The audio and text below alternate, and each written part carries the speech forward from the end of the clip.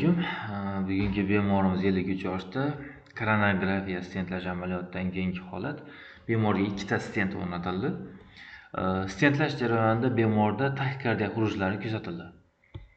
O'shaning uchun Holter tekshiruvdan o'tkazildi va Holter natijalari quyidagicha 6:17 da bemorda ertalab soat 6:17 da taxikardiya, paroksizmal taxikardiya boshlangan.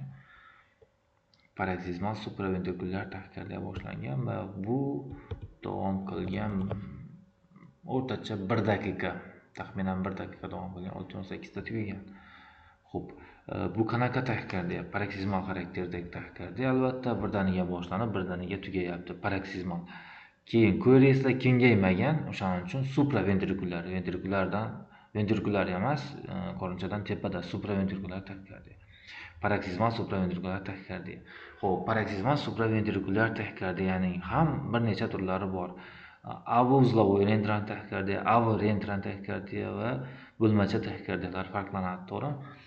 Xo'p, avo-uzlovoy rentrant taxikardiya eng keng uchraydigan turi, lekin bu yerda ushbu tipdagi taxikardiya kuzatilmayapti katta ehtimol bilan. Sabab PR intervali avo-uzlovoy rentrant taxikardiyada juda tor bo'ladi. Bu yerda P bilan R orasidagi interval yetarlicha, PR interval keng. O'shaning uchun avo-uzlovoy rentrant taxikardiyani olmaymiz.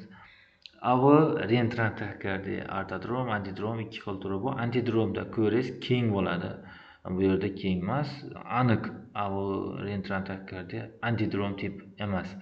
Avo-rentrant taxikardiya ortodrom tipi bo'lishi mumkin. Unda ham lekin PR interval tor bo'ladi, ko'res kompleksdan keng bo'lishi mumkin P-cha. Bu yerda ham unaqa holat kuzatilmayapti. Bundan tashqari avo-rentrant taxikardiya ortodrom yoki antidrom holatlarida normal sinusli ritm vaqtida delta tishchalar aniqlanishi kerak. Ya'ni VPV bo'lgan taqdirdagina avo-rentrant taxikardiya sodir bo'ladi. Biza ko'rishimiz mumkin, bu yerda delta tishchalar mavjud emas, PR interval to'rayishi ham mavjud emas. O'shaning uchun avo-rentrant taxikardiya aniq bu joyda yo'q.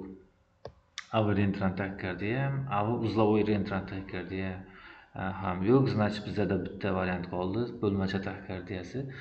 Unifokal, multifokal bo'lishi mumkin. Multifokal bo'lganda PR intervallar turlicha, P tishcha morfologiyasi turlicha bo'ladi. Bu yerda ko'rishimiz mumkin. Hamma taxikardiya vaqtida barcha P tishchalar bir xil morfologiyaga ega.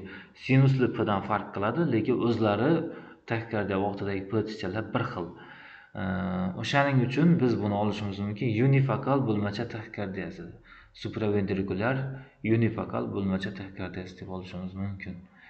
Qisqacha shu. Agar qo'shimcha informatsiyalar bo'lsa, siz kommentariya yozishingiz mumkin. Rahmat.